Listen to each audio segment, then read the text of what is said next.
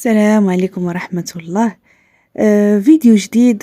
في هذه الوصفة ديال اليوم بغيت نشارك معكم مطيشة ديال الحك، بصنع منزلي 100% بدون مواد حافظة وسهلة. بما أن مطيشة رخيصة في هذه الوقيتة، يعني أنا بصراحة خديتها بجوج دراهم وخديت 4 كيلو واستعملتها ودرتها مطيشة ديال الحك. كيف ما كتشوفوا في الفيديو القوام ديالها تقيل، يعني ما تفرقش بينها وبين مطيشة ديال الحك اللي فيها المواد الحافظة. ولات غالية هاد الوقيتة وما كنعرفوش شنو فيها، وحتى اللون ديالها ما بقاش زوين ولا اللون ديالها كحل. داكشي علاش قررت انني نصاوبها راسي في البيت ديالي، وعطاتني كمية كتيرة. والصراحة صراحة بنينة وخاطرة كيف ما كتشوفوا اللون ديالها حتى هو زوين.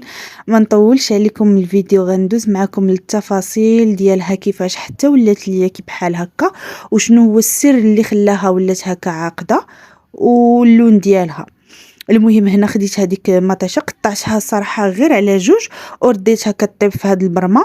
انا غلط واحد اللي درت نصحكم به ما ديروش، انني درت كاس ديال الماء في مطيشه باش تطحن ليا، ولكن في الاخر فاش بغيتها تشرب الماء خدات معايا واحد شويه ديال الوقت باش شربت هذاك الماء كامل. نتوما حاولوا انكم ما ديروش الماء، غير الماء اللي غتطلق مطيشه صافي. المهم هنا غادي نطحن هذيك الكميه كامله ديال المطيشه اللي عندي. غادي نطحنها كيف ما كتشوفوا مطيشه كترون الدنيا وكتبقى طير هكا كتبقبق وكطير. المهم غادي نصفيها كامله كيف ما كتشوفوا هنا، راه خليتها بردات غير واحد شويه وغادي نصفيها من داك الزرارع اللي فيها. علاش؟ حيت هذيك الزريعه هي اللي كتحمضها وما كتخليهاش مده طويله في الثلاجه، وفي نفس الوقت ما كتعطيهاش واحد المنظر زوين. حنا بغينا مطيشه ديال الحك اللي كتباع بحالها ما فيها لا زريعه لا والو. صافي كنستمر بهذه الطريقه، كنبقى نهبط ديك غير مطيشه وكنبقى نعزل ديك الزريعه بوحدها وكنجمعها في واحد الكاسرونه. صافي وكنستمر بهذه الطريقه حتى تنكمل الكميه كامله د المطيشه اللي طيبت.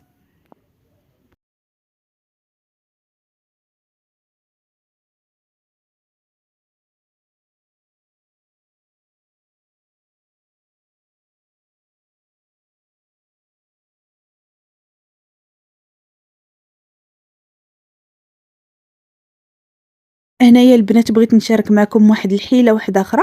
فاش كنت كنهبط بالمعلقة في الصفاية كانت شوية كتاخد معايا الوقت. منين درت الفوي عرفتي راه بسرعة كتهبط دغيا دغيا كتعزل الزريعة. ها نتوما كيف ما كتشوفوا، يعني استعملوا الفوي واستعملوا أرق صفاية عندكم. ما ديروش شي صفايه تكون غليظه هكا باش تهبط هذوك الجلوف ديال المطيشه والزريعه. لا، الجلوف يبقاو معزولين كيف ما كتشوفوا في الكاسرونه اللي جنب البانيو، راه عزلت هذاك الشيء كامل. صافي هنايا هنايا في هذا البانيو كندير 3 ديال المعالق ديال الزيت اولا 4، يعني على حسب عندكم 3 كيلو غادي ديروا 3 المعالق، يعني كيلو ديال المطيشه فيه معلقه ديال الزيت. صافي بهاد الطريقه هذه باش حتى هي راه داخله في المواد الحافظه باش تتبقى مده طويله حتى ل3 شهور حتى ل4 شهور. كتبقى معكم هاد المطيشه في الثلاجه بلا كونجيلاتور، غير في الثلاجه لتحت راها كتصبر.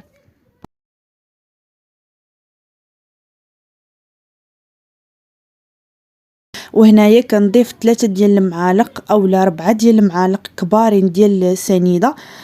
راكم عارفين المطيشه راه كتكون حلوه، وكذلك شويه ديال الملحه لتصحيح الذوق ديالها باش كتجي يعني المذاق متوازي بين الملح والسكر. هانتوما كيف ما كتشوفوا، يعني نقولوا معلقه ماشي بزاف، انا ما كثرتش بزاف ديال الملحه، يعني معلقه كبيره ديال الملحه.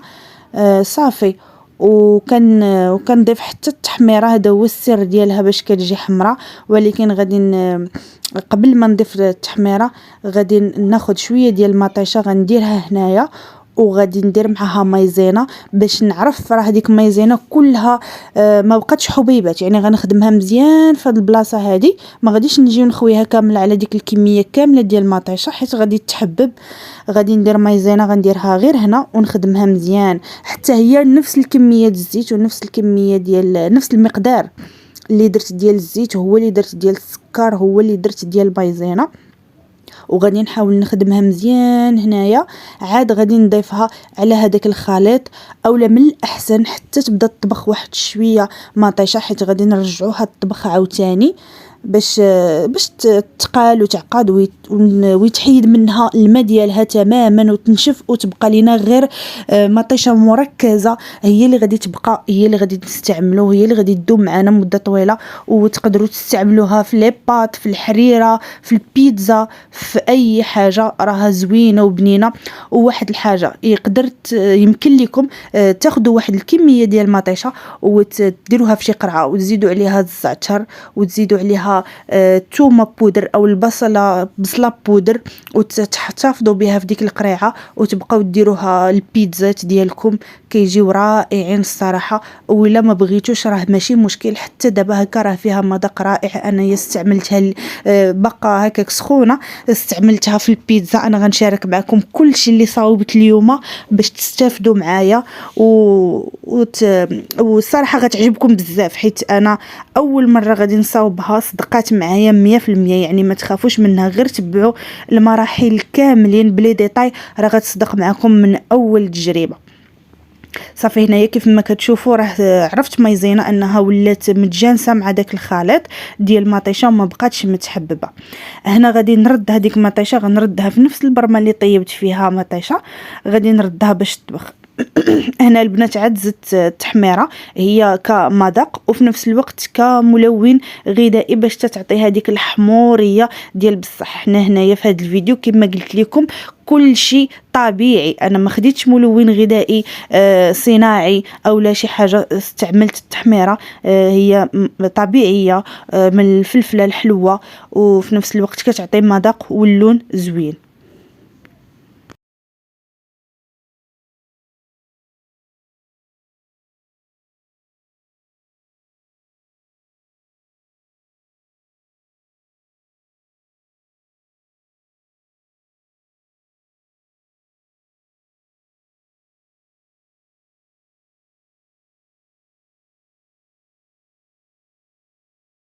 كما قلت لكم هنا رديتها في نفس البرمه اللي طيبت فيها مطيشه باش تطبخ مزيان وتحيد منها الماء وما تبقاش هكا جاريه.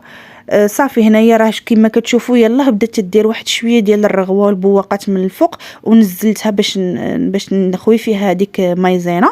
وغادي نحرك مزيان بحال البنات كديروا الحريره، كتحركوا الطحين باش ما كيهبطش لتحت ديال البرمه وكيلصق وكيبقى تما متكتل. لا نحاول ان نحرك مزيان باش نعرف انها راه تجنسات 100% مع لاصوص طوماط.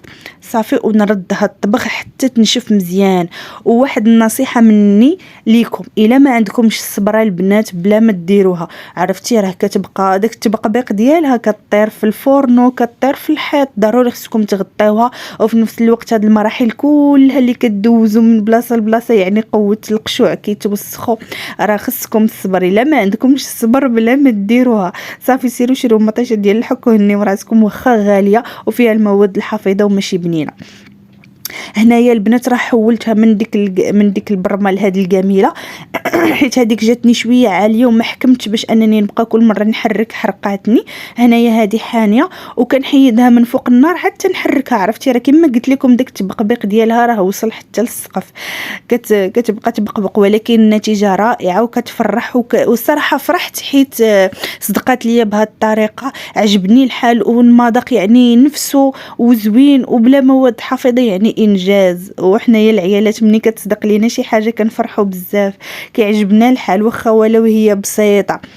ها انتم البنات انا كملتها، شوفوا القوام ديالها شحال خاطر، واللون البنات كي داير رائع. وشوفوا بمكونات بسيطه وسهله. الصراحه انا كنحفزكم باش تنوضوا في هذه الوقيته هذه ديال البرد مطيشه رخيصه انكم تصاوبوها وتبقى معكم من رمضان، اولا ديروها في طاسه بلاستيكيه وتلوحوها في الكونجيلاتور اولا في دوك اللعيبات ديال الثلج وتبقاو تهزوا غير مربعات هكا. الا كنتو غديروا غير شي حاجه قليله الصراحه كنصحكم بها والله الا غير ديروها وما تعكزوش. شوفوا هنايا هاد القراعي راه عمرتهم بلاصوص وغطيت عليهم بشويه الزيت، يعني غير معلقه صغيره ديال الزيت خويتها عليهم من الفوق غير باش يبقاو مده طويله مسدودين.